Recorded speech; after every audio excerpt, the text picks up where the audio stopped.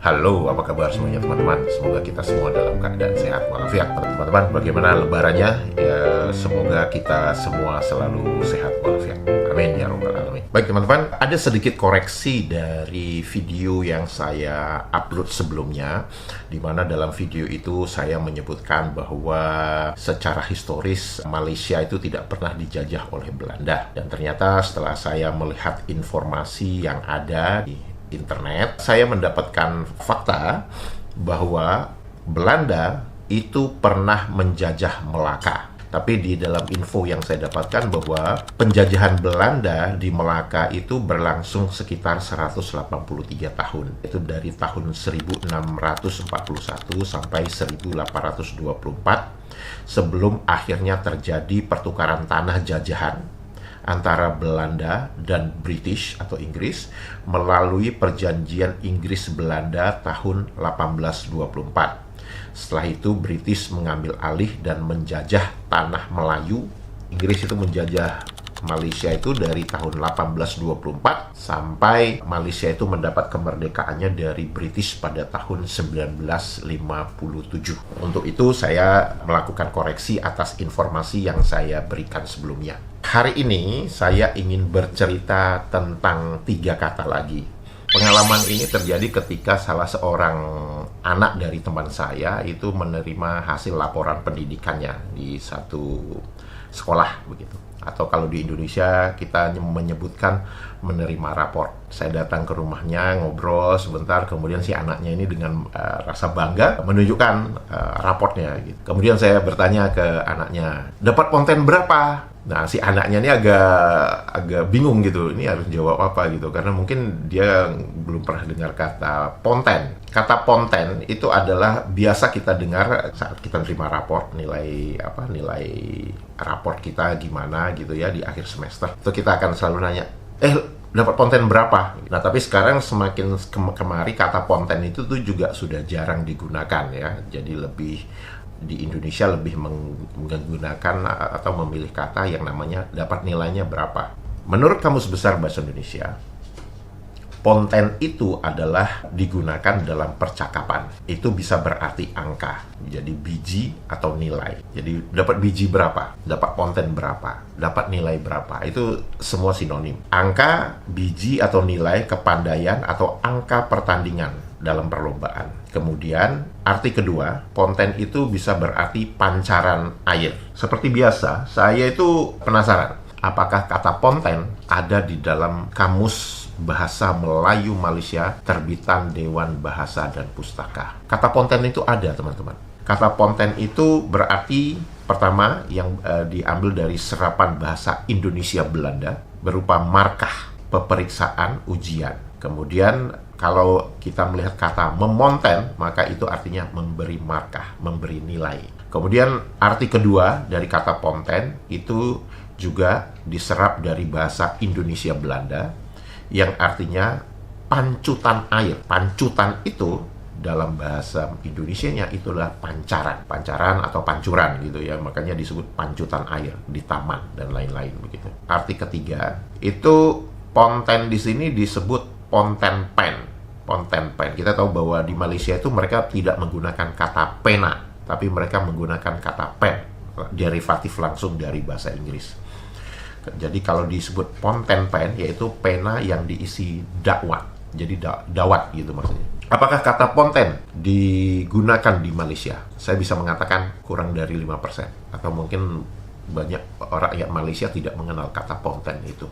Nah, tapi yang jelas di sini disebutkan bahwa ponten untuk definisi markah atau nilai dan ponten untuk definisi pancaran air itu diserapnya dari bahasa Indonesia Belanda. Pengalaman ke-45 ini adalah ketika saya membaca satu pernyataan dari seorang menteri yang ada di Malaysia, di mana menteri ini mengatakan golongan miskin tegar. Kita tahu bahwa di dalam bahasa Indonesia tegar itu mempunyai beberapa makna, yaitu makna pertama bisa berarti keras dan kering. Kemudian arti kedua dari kata tegar itu adalah keras kaku, tidak dapat dilenturkan. Kemudian arti kata ketiga, tidak dapat diubah pendiriannya atau pendapatnya, tidak mau menurut. Arti keempat yaitu artinya tabah. Kemudian di kelompok kedua, tegar itu bisa berarti kata menegarkan. Menegarkan itu berarti menguatkan gitu ya. Arti kata ketiga dari tegar yaitu untuk tanaman.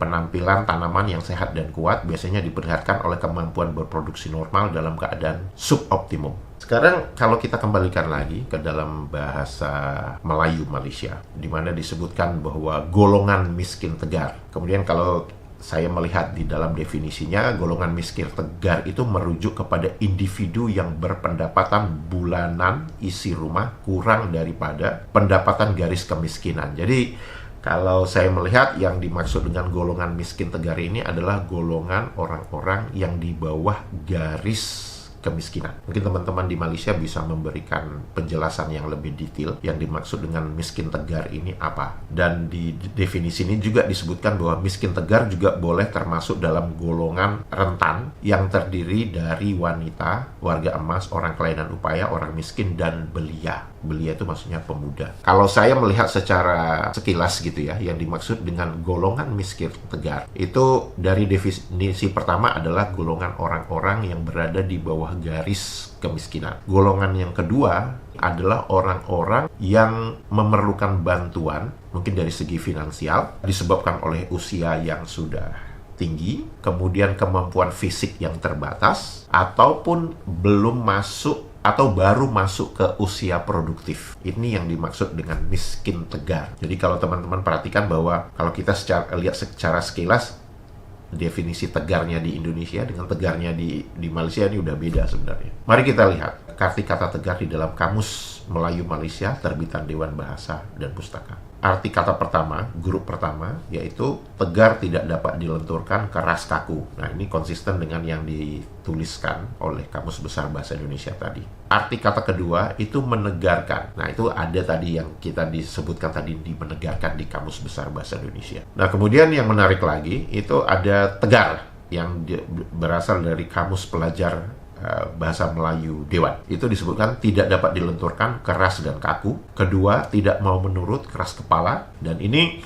sesuai dengan definisi di Kamus Besar Bahasa Indonesia dan juga sesuai dengan definisi di Kamus Dewan tadi. Ini menarik teman-teman ya, kalau kita perhatikan bahwa kata tegar, definisi kata tegar di dalam Kamus Pelajar dengan Kamus Dewan, itu definisinya sama, tidak banyak berubah. Jadi di Kamus Dewan penjelasannya lebih detail dibandingkan Kamus Pelajar, tapi maknanya, artinya itu sama, bahkan ejaannya juga sama. Nah, kembali lagi kepada beberapa video sebelumnya di mana saya ngobrolin tentang kata mergastua di Kamus Dewan, dan ternyata ejaannya itu berbeda dengan yang di Kamus Pelajar, margasatwa, di mana kata margasatwa tidak tertulis di dalam Kamus Melayu Dewan. Sedangkan untuk di kata tegar, itu dua-duanya ada, baik di Kamus Dewan maupun di Kamus Pelajar, dan mempunyai arti yang sama. Kembali lagi ke pertanyaan, mengapa kata mergastua ada di Kamus Dewan, tidak ada di Kamus Pelajar, dan mengapa ada kata margasatwa di Kamus Pelajar, tapi tidak ada di Kamus Dewan. Nah, pengalaman ke-46 ini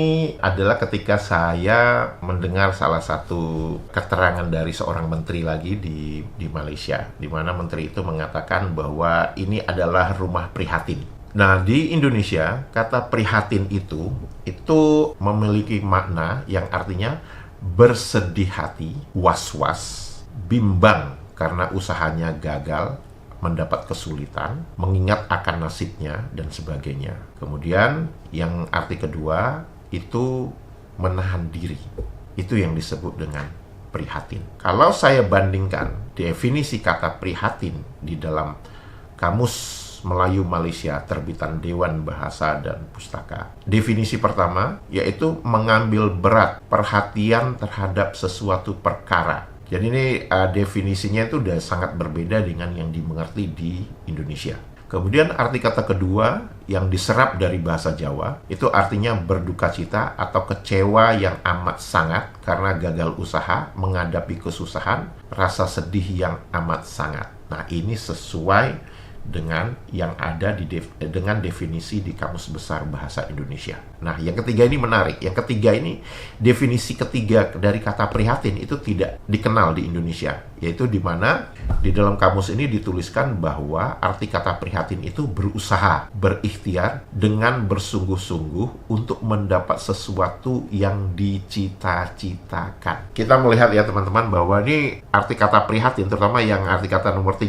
ini udah sangat berbeda, sangat jauh artinya dengan yang dimengerti di Indonesia. Jadi kepada teman-teman yang Indonesia yang sedang ada di Malaysia, begitu misalkan melihat kata prihatin, itu harus bisa melihat kalimat secara utuh gitu. Jadi jangan diambil dari prihatinnya aja, tapi dilihat kalimat itu secara utuh. Apakah maksudnya itu prihatin yang dimaksud di Malaysia itu mengambil berat? Ataukah prihatin yang seperti yang dimengerti di Indonesia, atau prihatin yang justru artinya berusaha atau berikhtiar. Itu teman-teman pengalaman ke-44, 45, dan 46 saya. Semoga ini berguna kepada teman-teman di dalam menggunakan kata konten yang ternyata itu kata itu ada di dalam kamus Dewan, kemudian kata tegar, kemudian juga yang terakhir kata prihatin. Sehat walafiat selalu. Dadah.